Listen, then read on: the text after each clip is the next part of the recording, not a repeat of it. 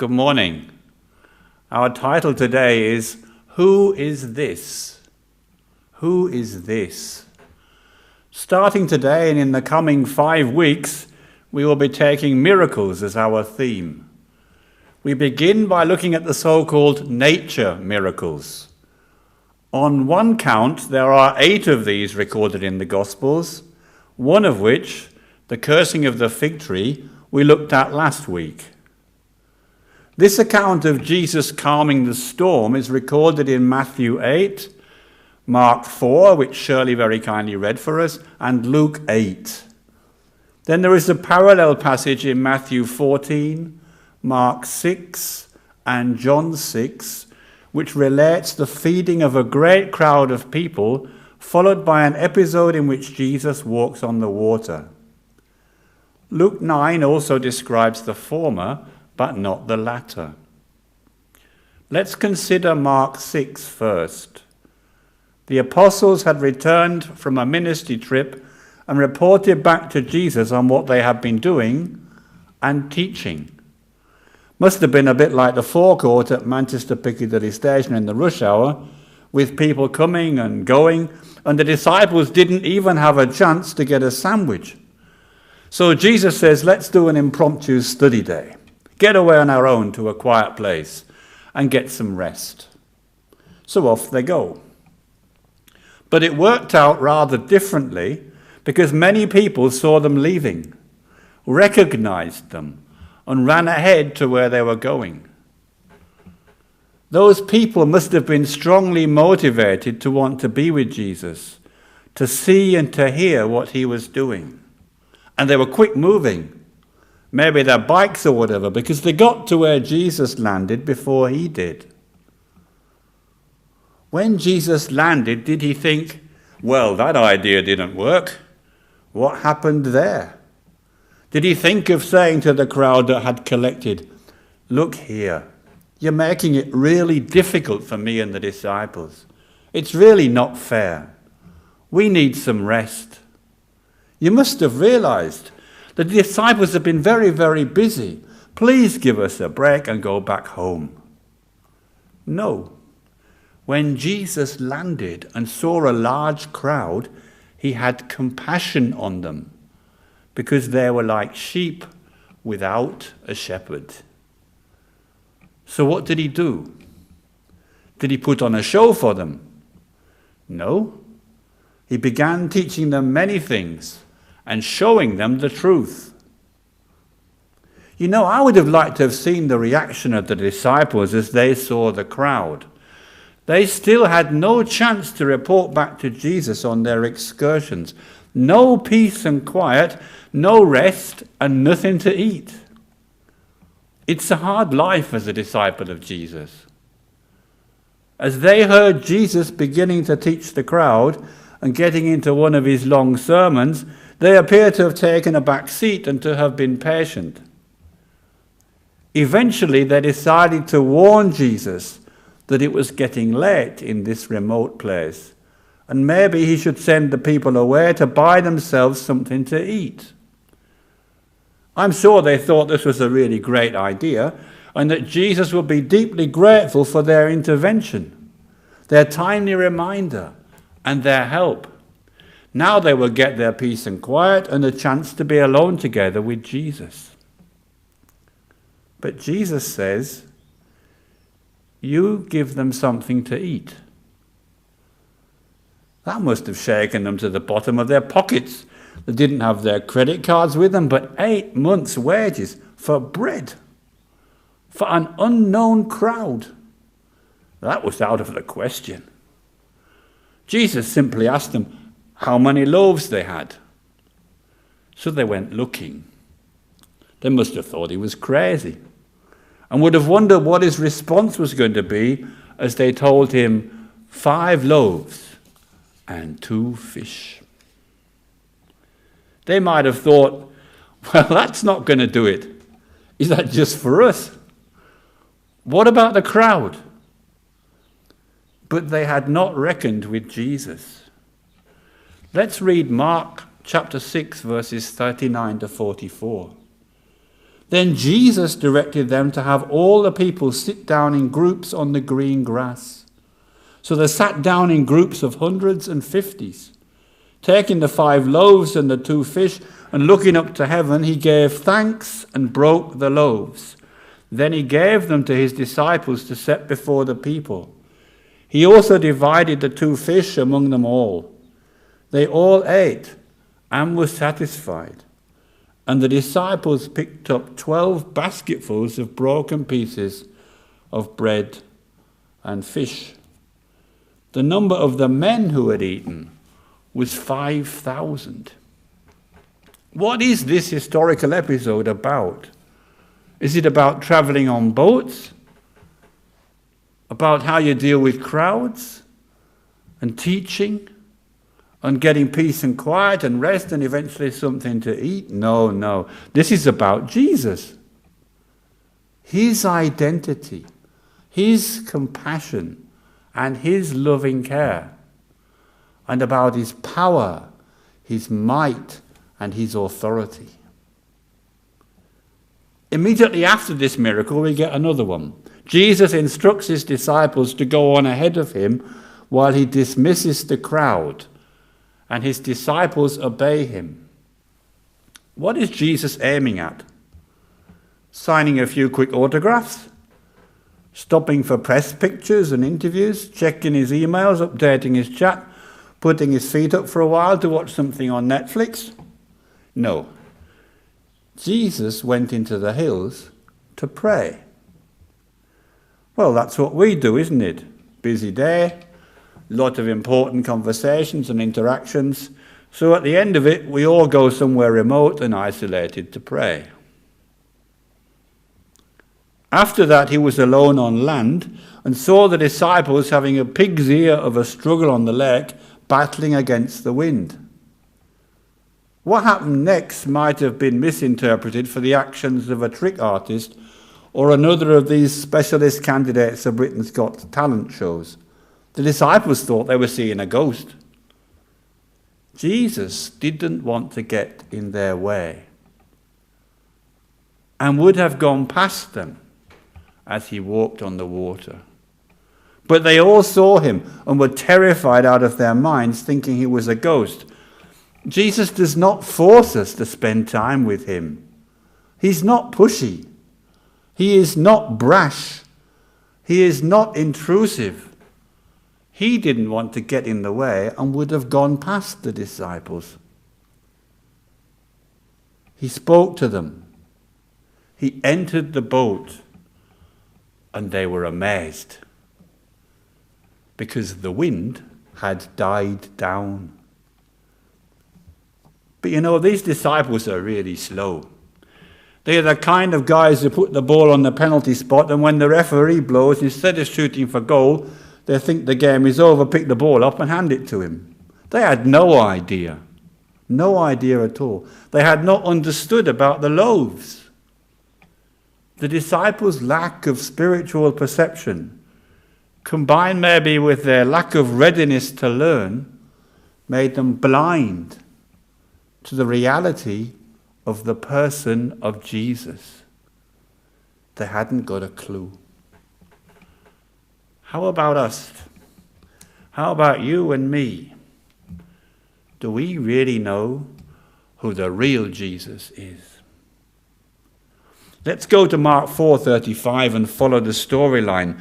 Let's not forget that many people object to reading the New Testament as history on the grounds that it contains accounts of Christ's miracles. But these miracles are historical events. They actually happened. The disciples were told by Jesus to go over to the other side. It wasn't their own idea.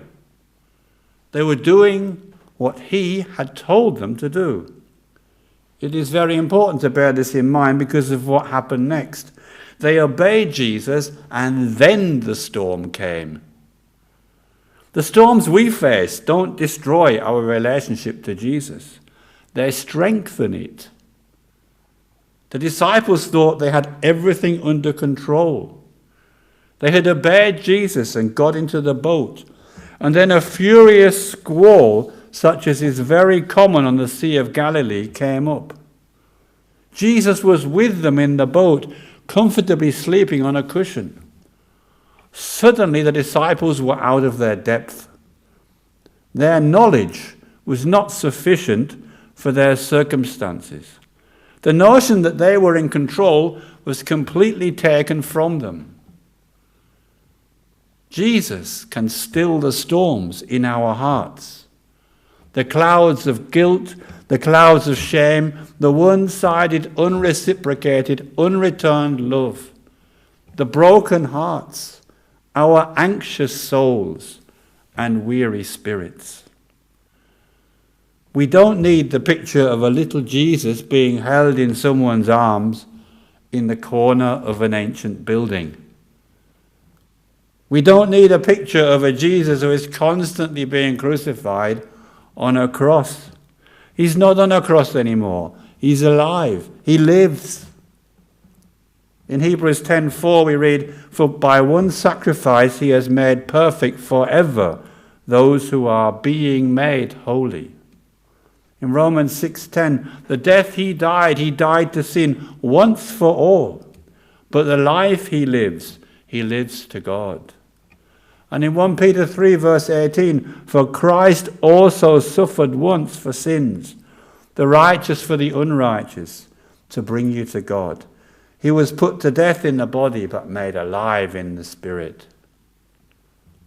We need the picture of Jesus which we find in the Gospels. The Gospel is not ultimately a collection of doctrines, but a revelation of a person. It's not made up of abstract propositions. It's about a living Lord Jesus. He understands our hearts. He understands our situation. He understands our suffering. He is able to empathize with our weakness. He walked through the shadow of death. He has been resurrected to new life and is now seated in the heavens in the place of power and authority. He is my all in all. He is everything to me. He is creator of the universe. He made it. He is the sustainer of the universe. He keeps it going. He holds the universe together.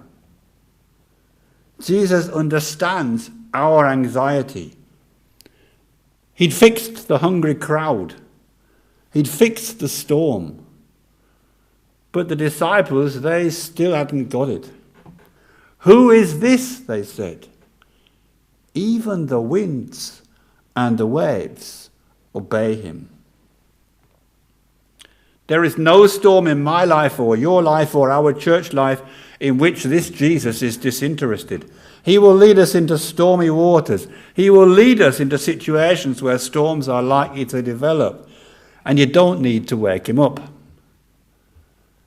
He knows, and he is ready. Jesus fixed the storm, and he'll fix you, and for that matter, me as well.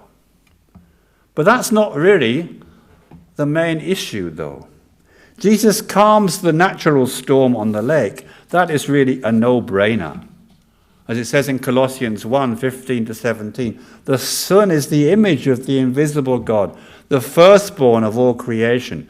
For in him all things were created, things in heaven and on earth, visible and invisible, whether thrones or powers or rulers or authorities. All things have been created through him and for him. He is before all things, and in him all things hold together." And again in John 1 verses 1-3, "In the beginning was the Word, and the Word was with God. The Word was God. He was with God in the beginning. Through him all things were made. Without him nothing was made that has been made." He made the Sea of Galilee. So calming the storm there is really easy, really straightforward, as uncomplicated as it gets. He made the Sea of Galilee. What was the Sea of Galilee going to do to him? But the disciples needed to know that God in Jesus Christ is majestic, that he is king, that he is the ruler over all nature. whether we are healed or not, whether our relationships work out as we would wish or not, whether our jobs and careers go in directions where we think they ought to go or not. These things really don't matter very much. Not in comparison with knowing who Jesus is. The storms Jesus brings into our lives as we follow him are opportunities to understand who he really is. The Lord of Lords, the King of Kings, the maker and sustainer of the universe. The storms he brings into our lives lead us to seek greater dependence on him. He is waiting for you now to let him into your heart. And if he is already there, waiting for you to take the next step of obedience. That leads us to looking very briefly at one of the most stupid questions that anybody ever asked Jesus. You see, the disciples are in the boat is being swamped in the storm, and Jesus is asleep on a cushion.